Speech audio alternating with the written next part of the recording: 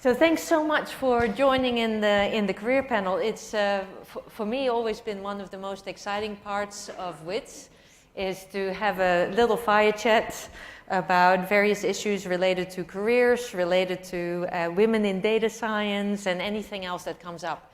We'll spend the first 20 minutes or so talking here on the podium, and I will feed some questions to the panelists, and they will introduce themselves. And after that, it will be open for quite a long Q&A. So please prepare questions and be ready to raise your hand.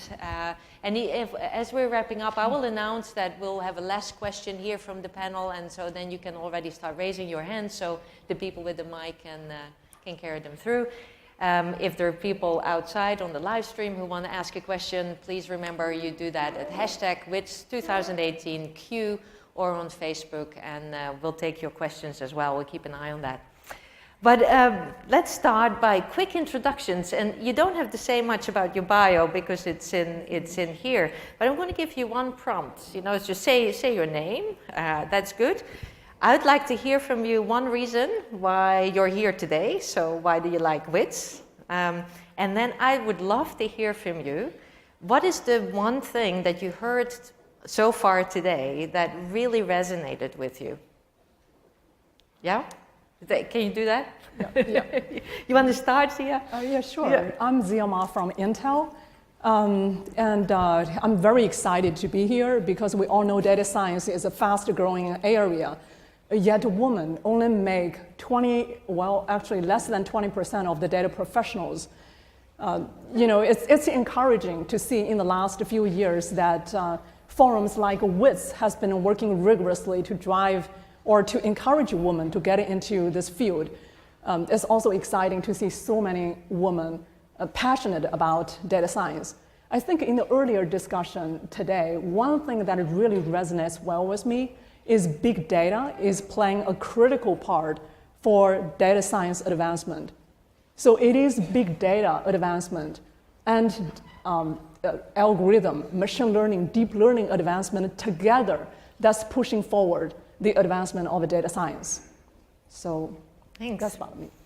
Hi, so I'm Jennifer from Atlassian. Before somebody asks what Atlassian is the company that makes software like Jira and Confluence that help lots of companies collaborate with their colleagues. So one interesting thing about me is actually I'm a particle physicist originally, and so I jumped into data science a few years ago. I absolutely don't regret that decision, and so the reason why I'm here today and why I think it's very important for all of us to be there is to never forget you are not alone in this, right? Because when you're a woman in data science among like large crowds of men, and you know, like you feel like it's challenging to get your voices heard, and you know, like it's not always easy on a daily basis. And then at some point, like it's reassuring to see that there are other people facing the same challenges, and to see other faces that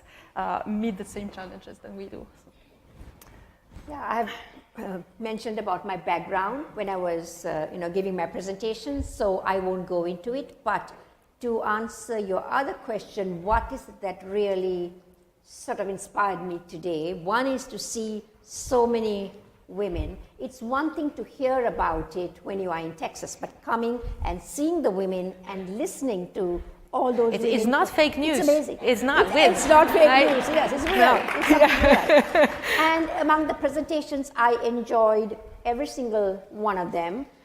One, because I had this interview to give outside, so I didn't listen, and had some credit card issues that I had to deal with, some credit card fraud, so I missed one presentation. But one thing that sort of really got me interested is the Airbnb, because I was always very kind of wondering, should I, go for Airbnb? Who is going to clean the room once, the apartment or whatever once they... But after hearing, right, what Elena has talked about, I feel sort of more... You're going to use it now? I think I'm going to. Oh, wow, one more customer. So that's the one thing that, Thank that you. sort of I got very interested. Elena, how about you? So cool. Yeah. Well, we're definitely working hard to make sure it's a great experience. Yeah. So I hope you give it a Thank try. you. And Yeah, so I'm so thrilled to be here. I was at the Women in Data Science conference last year and had that kind of moment of shock and awe at this amazing room of women and hearing the speakers. It's so inspiring. I love that there is this combination of technical talks and also kind of more broad talks like a career panel. It's a really, really nice mix, and the people here are just incredible. So that is the reason that I was inspired to come again, and obviously I'm a huge supporter of women in data science and so excited for this community to grow and to make sure that people don't feel alone and feel supported. It's really important. So that's what I'm here for. Definitely a highlight has been connecting with Vivani about Airbnb. And also, you know, I think a lot of the talks were really inspiring. One that resonated for me was LaTanya Sweeney's talk, and that kind of call to action at the end about using data science to make the world a better place and the power there. And you know, I think that's why I'm in it, and you know, I think that's a really inspiring message. And we hear this from a lot of people, and one of the questions that often comes up, you know, when you talk to women who are thinking about entering the field, or women who are wanting to grow in the field, they always say, you know, what do I really need to have a fantastic career? Now, you've all been very accomplished, but the interesting thing is that most of you have different backgrounds. Mm-hmm. So you did computational sciences and engineering, you did particle physics, you did math and the computing, and then you were from education. So that alone shows that women, and men of course, from all sorts of different backgrounds, find data science at some point. And that leads me to this one really critical question for many is, what is the skill set that you really need to be successful in this field? Judging from the talks today, you need to do everything. You need to be mathematics, computing, you need to have empathy, you need to understand ethics, you need to understand social sciences, you need to be a good humanist, right? What else do you need to do? You need to actually be able to program a little bit, and then you need to have team skills, you need to be a good communicator, right? And so a lot of you are probably thinking, I don't have all of that. I think there's actually just one skill you really need, and that's the willingness to be challenged and you learn new things on a daily basis, because it's all about like trying new things all the time and being comfortable with the uncomfortable. Being comfortable with the uncomfortable, yeah, I buy into that. What else? I think it also depends on what kind of job that you want to get into in this field. Actually, there are marketing jobs, there are sales jobs. Even in the technical field, there are data engineering jobs, data visualization, the jobs that need statistician type of jobs and machine learning, deep learning, algorithm development type of jobs, or data, or other type of jobs. I think you have to ask yourself, what is the job that you want to get into, and then assess the skill sets that you have today, and the job that's required for your dream job. And then you need to figure out a way to get into that. Actually, I provided professional coaching for a lot of women from Intel and also from the industry. Many women still find it's a high bar to move into the data science field.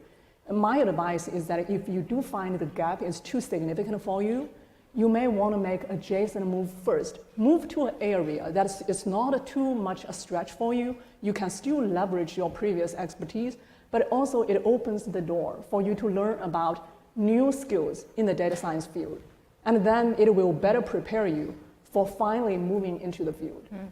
So that would be... You want to add something, Vivani? Yes, I think very, very good points, but as you said, one person cannot do everything, right? So for me, focus. That's very important. You're going to work hard, and then look at data science and look at the areas that you want to focus on, right?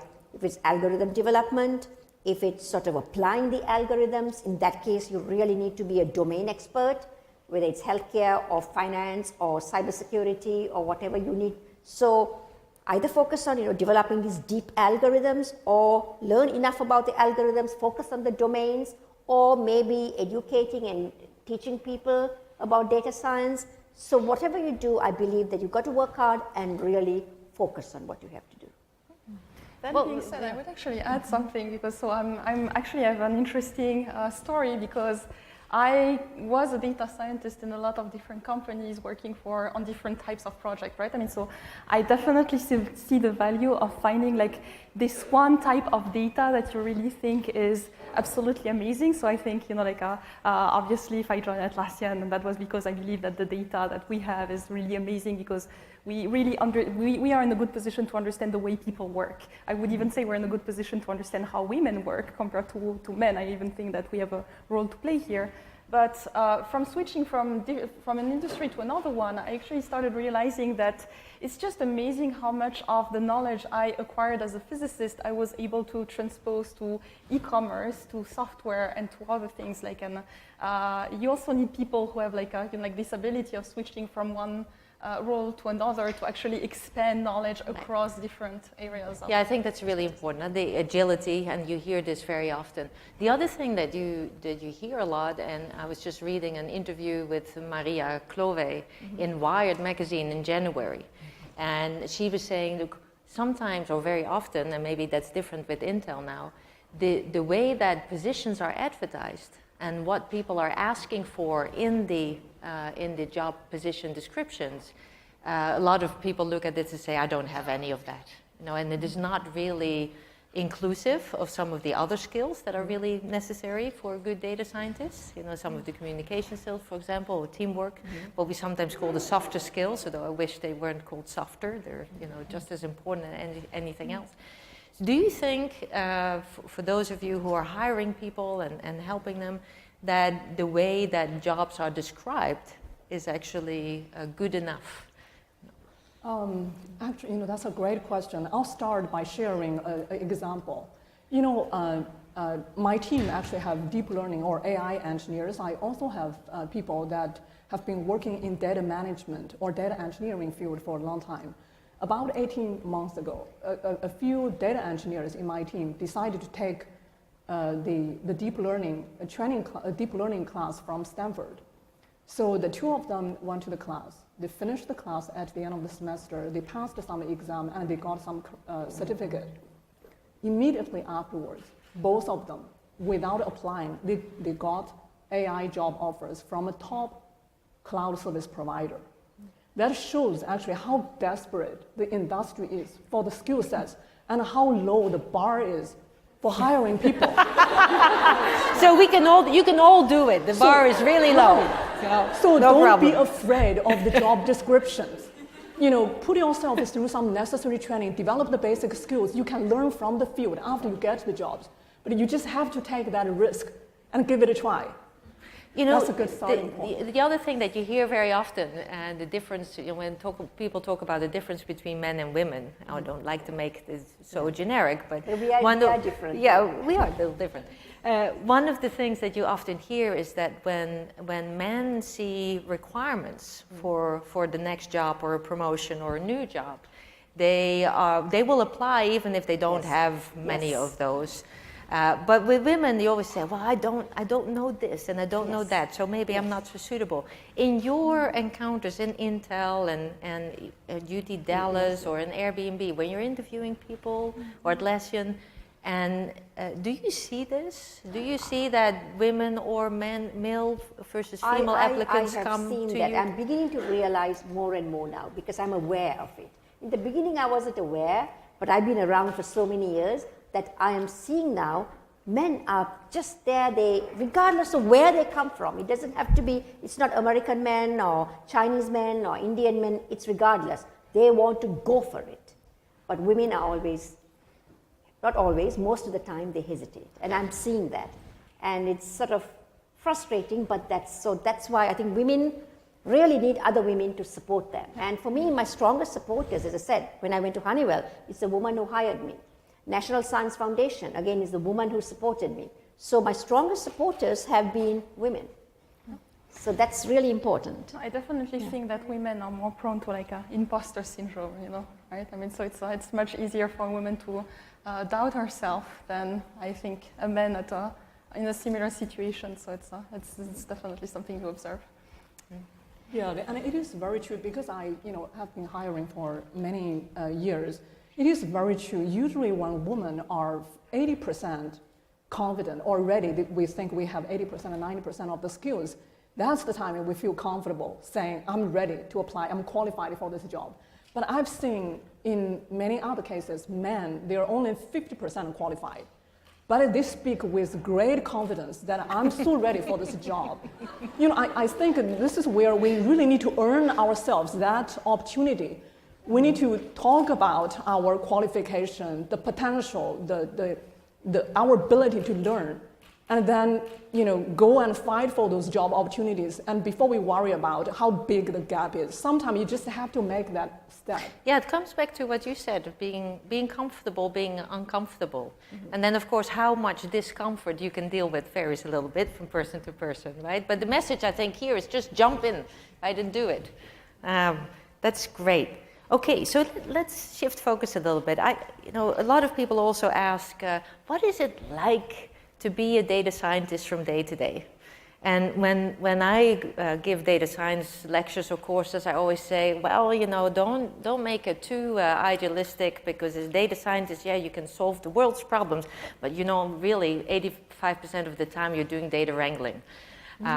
So now maybe I'm not right about this, but so the question is, what does your day look like? And if you're now managing and not doing much data science yourself, go back to the time when you were starting data scientists. What do you do on a daily basis? Elena, you want to Yeah, talk I'm happy about to jump this? in. This is actually something we collected data on, our data science Of team. course, yeah. We did a survey of... So it's a lot of coffee drinking. Yeah. Yeah, we definitely have a lot of surveys on the data science team. We're very data-driven.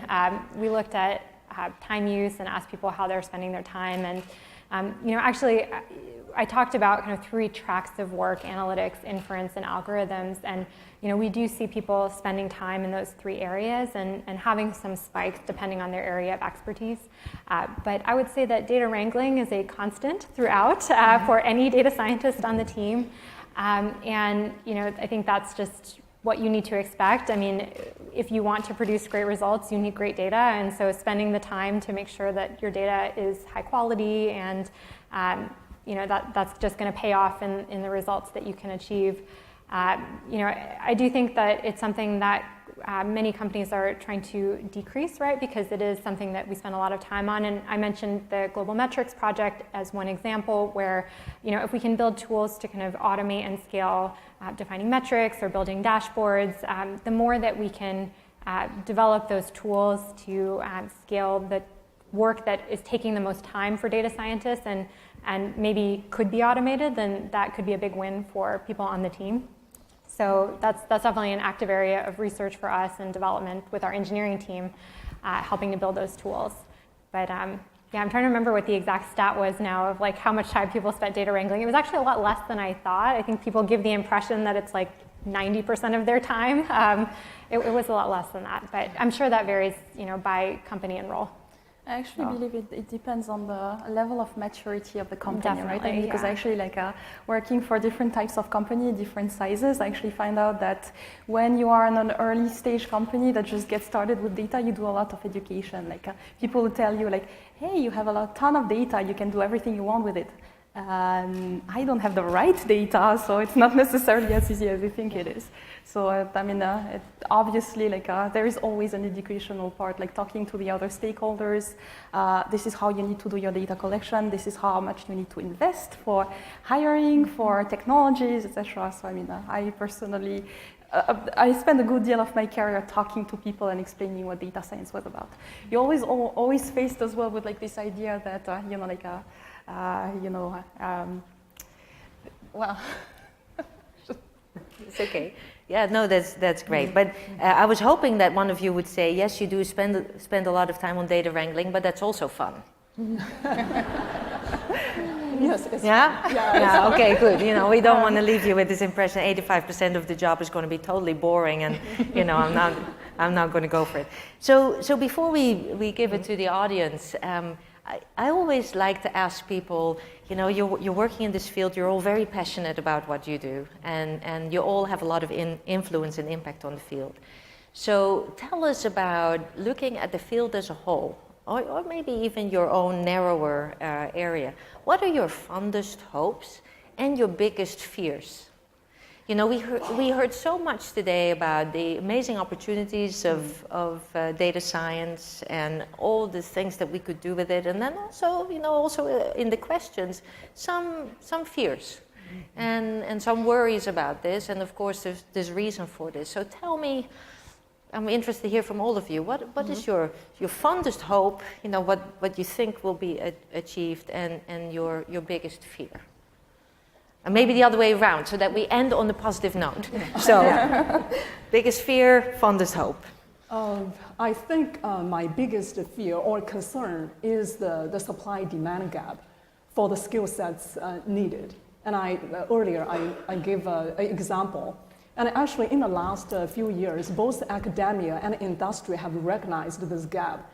And that's why we're seeing increasing number of academic programs and industry workshops to help accelerate the closure of the gap. But honestly, in my view, it's a long journey. It will take quite some time before we see a true ready and mature workforce. And my hope is that, you know, data science today still has a high bar. And even though we expect a wide deployment of data science for businesses or even into our daily life, but the bar is still high. And my hope is that in the foreseeable future, we can truly democratize data science so that it's more accessible for individuals and businesses to improve our life quality and our business results. Thanks. Bhavani, you want to jump in? Yes. So I think my concern, the fear, is what I said, right, is cybersecurity, because these data mining or data science techniques could be attacked. So that is something that I'm really concerned about. And I don't think, I mean, what I talked about is just one tiny solution about modifying the support vector machine. The hope, the fondest hope, is there's so much that data science can do, including in cybersecurity when you apply. But I also agree sort of with what Zia said, the supply and demand. I mean, we really need more and more data scientists, you know, for all these companies. And so can we have a workforce, a trained workforce? One other thing I wanted to mention very briefly is that we need more federal government support funding. Cybersecurity, fortunately, we have got strong education, like NSF has Scholarship for Service, where we train US citizens for cybersecurity education, BSMS, PhD, any one of those levels. And then they have to go and work for the federal government for a certain number of years. 2-year scholarship means they've got to work for 2 years. But I don't think we have such programs at the federal level, because sometimes they would say, why can't the companies pay for data science? But I think I really believe that we need more support to develop these fundamental So everybody at NSF listening right now. NSF and Department of Defense. Trump and in the new budget should be in there. need. What about you? No, I think for me the biggest worry is I still see a huge disconnect between what the business side of things and the data science part of things, right? I mean, so usually you have like a company that at some point decides that they have sufficiently enough data to use it for like improving their product or whatever, and they have a very severe misunderstanding of what data science is about, right? I mean, so you have like the two extremes of the spectrum, that on the one side you have the person that believes that with the data you can do anything you want, and then on the other side you have the unbelievers, right? And so one of the problems that you see a lot of in the industry is that sometimes you have data science structured as a lab, right? I mean, so you will have like all the data scientists siloed in one place, far remote from the stakeholders and the business people, right? And so I'm always worried about like, how do you engage the conversation? How do you explain to people what data science can do for your business, right? I mean, so I think it's really important to try to engage the conversation with the right stakeholders, and I think there is not enough emphasis in the data science field to do just that. And this is where we women, I think, are probably good communicators, and we have a role to play to actually try to tie together the business value of the together with the. So that's your fondest hope, that more women will come, and then that problem will be solved. What about you, Elena? So I would say my biggest fear is the misuse of data and the unintended consequences from doing that. We have so much machine learning, and a lot of the talks have covered some of the negative consequences of that, and how we have people who maybe are applying the methods but aren't really paying attention to those consequences. And so that scares me, and I am worried about that, and how do we make sure that that's not happening? I think it's a really interesting and open question.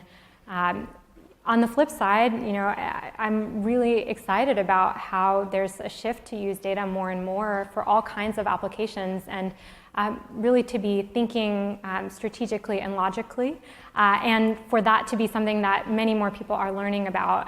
One of the programs that's been so inspiring that we've had at Airbnb is what we call Data University, and the idea is that we educate people at the company about how to first ask a good question, and then how to do simple things with data to be able to answer and understand that question, and also to be able to think critically about what they might read in the newspaper, right? Like, there are so many studies that get published that are correlation and not causation, and how do you think about that? And I think that there is so much power in everyone being able to think critically about how the data is being used, and to start to use data more and more to make better decisions. So I think that's like an exciting future. So I guess the scare is we don't do it well, and the exciting future is we do it well. Yeah, well, that makes sense. Okay, we're going to open it up to questions from the audience. So lots of questions. Can we get some mics? It's easier. When you ask a question, if there's a particular person you would like to answer that question, please just address it to that person, okay? Hi. Thank you so much for all your inputs and your experiences and your stories. It really helps us. The one thing that I'm very curious to find out is that as recruiters, you might have come across many applications in your years of experience. I'm just wondering what really stands out to you when you see these applications for data science job positions. And when you look at these applicants, usually, from a third person's perspective, I'm just wondering as to whether you really try to keep a men to women ratio. Do you really look at that? Or is it just you shortlist based on what appeals to you and what fits the job? Zia, you want to start with that? Because you've done a lot of hiring. Yeah. Definitely. And we take both into considerations. So the first, you have to have the right skill sets. So we're not looking for somebody with all the skills that Margot was just explaining.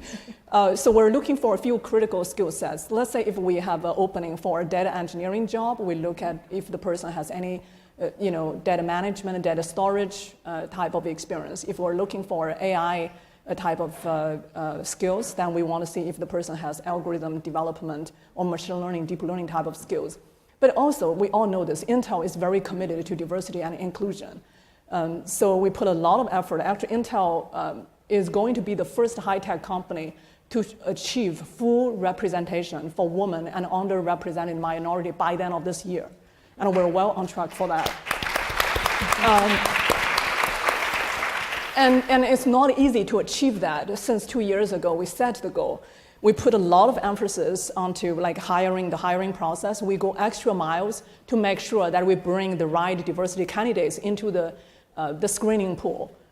We also, once we hire people, we focus a lot on retention and inclusion. We want to make sure everybody in our company come to work, bring the full selves to the work environment.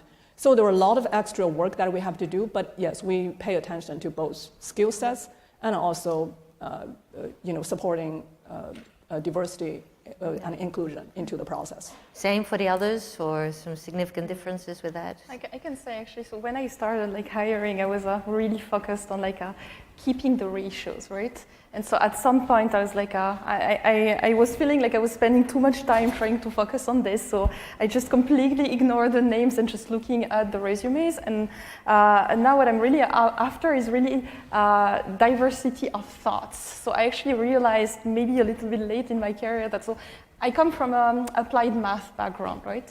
And so for a while, I was working on a team where all the others were coming from an engineering background. And so I realized I'm the only person here who cares about validating a model, who cares about doing things right, or doing things the mathematical way, right? And so I realized later that it really matters to have people coming from different backgrounds. And so this, like, I really value a lot when I see on a resume, like, what has this person been doing? Do they have something different to bring to the team that no one on the team has right now? Very nice. I just wanted to add something very quick, because I don't do recruiting in terms of hiring people, but students and faculty. But what I find is that in data science, also cybersecurity, especially data science, I'm finding there are a lot of international students, masters for graduate level, masters and PhDs. So what we are really trying to do is to actively recruit domestic students for our masters and PhD in data science. And I think cybersecurity also, it's in the same situation. So we really need to do a much better job. Yeah. I think the only thing I would add is also looking for people who demonstrate growth mindset to some degree. You know, trying out new courses, or demonstrating that they really enjoy learning, because again, that's been a theme throughout, that the field is constantly evolving, and so someone who's excited to learn something new and try something different so that they can keep up to date with their skills, I think that's really important.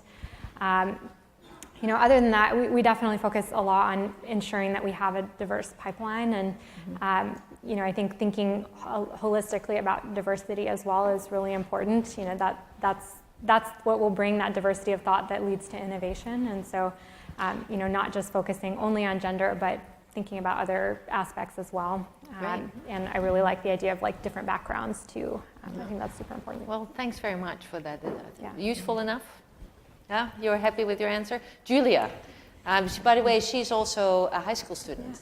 So, and there's her second WiDS. Go for it. Well, thank you. Ms. Jennifer Prenke, you mentioned that you love the type of data that you're working with, partly because it enables you to understand how people might work. What about that data, and are there potentially other data sources out there that you think lend themselves to a similar purpose? So there is definitely a lot of data. I mean, there is an explosion of like the different tools that people use to get their work done, and so like obviously there is a lot of data, and so for me, like, this is a completely unscratched part of data science, right? Try to understand how people talk about social media, so how do people talk together, like, casually, right? But not necessarily how do they get work done, right? But what I think is really unique about Atlassian is that we don't have just one product. We have an entire suite of products, and usually, we have customers who have the entire suite, and so basically it means that we can follow a team from like the time that they start a project all the way to completion, and then we can do a ton of really cool things that have not been done yet, and so that's why I'm definitely excited about what we are doing. Great. Next question. Yeah. Hi, thank you very much. And I had a concern with the word democratization, just because it just seemed like there was a connotation there of speed and ease and perhaps shallowness. And the word that kind of popped into my head as the counterpoint was respect. Respect for privacy, respect for human rights, and also kind of respect for the professional integrity of data science. I know that for myself, going from learning, there was this big jump when I got a job, like, oh no, it's on me to know what this data is and ask where it is. It's on me to choose the models that I'm going to use. It's on me to decide what gets stored and what gets thrown away. And there were so many of these things that you couldn't possibly cover in school. But I was interested in what the panel had to say about this concept of, of course, I love the idea of democratization. I love the idea of more women being in the field. But this idea of what it means, what is our professional integrity? Where is our respect? And what do we shoot for? I don't know if that makes sense. I would say, although I'm not working in the industry, I did work in the industry and Federal Research Lab, NSF, and now UT Dallas. I think some of the things I'm finding, you've got to teach the students at an early age when they are in grad school. I was, during the lunch, I was at the ethics, data science ethics. Because with data science, you have the people who are working in data science, they have access to all this data, right? We are seeing from companies like Airbnb and Atlassian and Intel and Visa, they have all this data. So you have to make sure that they are not misusing the data. And that is something that I'm really concerned about. And that's why I think also it's very important to have a data science ethics course. as well as cybersecurity, ethical hacking. All of that is so important. To Yeah, teach the I students. so agree with you, Yeah. especially nowadays where trust in science is really not that high. Right. Right, and so a lot of us are really worried about that. What about you, Zia? How would you respond? So yeah, I think it's a very valid concern. But if I look at this field, I think today the field is still not that mature, and it's still busy advancing the basic with the basic capabilities.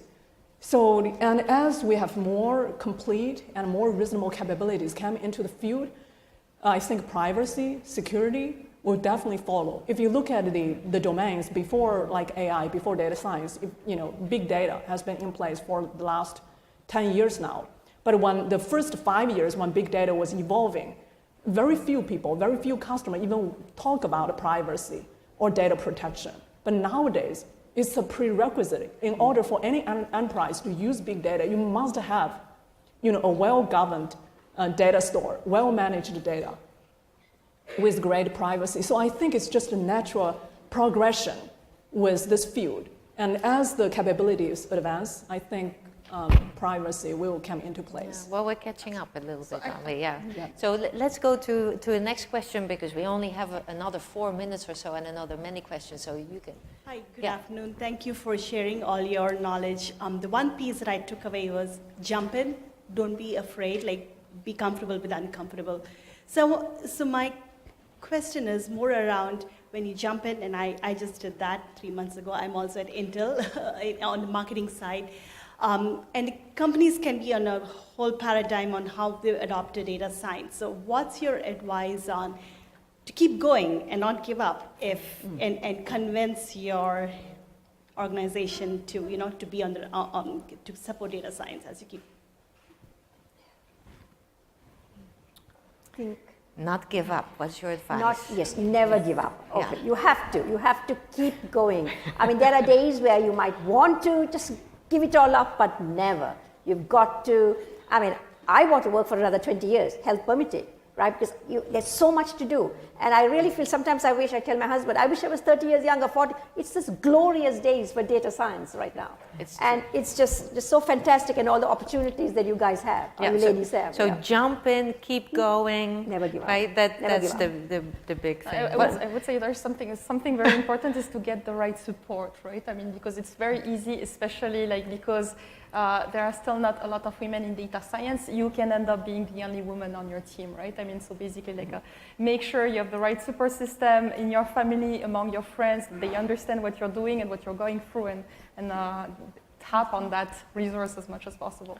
Well, Elena, what about you? That's great. No, I 100% agree with figuring out what will help you to feel supported, and everyone has a different way to kind of get through adversity. So find what works for you, and if it's listening to talks like this or talking to your friends, I think just figure out what you need to do to keep going, because the reality is that all of us have had times when we failed or times when things didn't go well, and those are dark times, but you get through them, and again, that's when you really know you're learning. So I tend to think that if I'm really stressed or don't know what to do, that's kind of a signal to me that oh, okay, I'm going to learn something here. So keep that in mind, and I think that also can give you hope to get through it. That maybe you don't get it right the first time, but you'll learn and you'll do it better the second time. All right. Well, some last thoughts. I mean, the time just flies. It's amazing. I don't know, Darren, what you're doing with this clock, but I think the time in this auditorium goes faster than outside. So the clock is being maybe manipulated or attacked. Or I'm not sure. I have to talk to Darren here. But before we leave, I'd like to give you the opportunity to one quick message you want to give to the audience. Your last thought. Well, no, not your very last thought, but your last thought in this career panel. I'm happy to start. I think my final thought is to be curious and look at the data. If you see something that looks funny, go investigate. Some of the most fun that I've ever had are looking into something that seemed a little off and figuring it out. And I think that's something that once you develop the habit to do that, it will be really powerful for you. So I've said all the things I need to say, except one more thing. I would say don't oversell data science, because that's only going to come and hurt us in the end. So be realistic, be true to yourself, and as I said, work hard, never give up. And that's my sort of last piece of advice. Yeah. Great, Jennifer. No, I would say like one thing that really helped me build my career is that I was actually a very soft-spoken kind of person, and then at some point I realized I have to be more assertive, right? And so to the point that now sometimes like like somebody, I try to explain to somebody like this is not the way to do it. Oh, you're pushing your ideas on me, right? I mean, and so if somebody tells you that, it's okay. It's just like, it's what we're trying to do, right? I mean, we're trying to change the way data science is perceived and women in the profession are being perceived. So, I mean, like build some ways to build your own self-esteem and be ready to be assertive and speak up your mind whenever that is needed. Wonderful, Zia. And data science is fastly growing. Actually, it's the most promising area. I think you're definitely moving or already working in the right space. But to me, I think the advice I have is, collaboration is key, because today a lot of innovations are happening with academia, with industry top leaders, and also with open source community. So collaboration with those partners to make sure that you stay on top of the curve and you are able to leverage the latest technology trend to solve real business problems. Well, thank you all so very much for joining this panel. And thank you.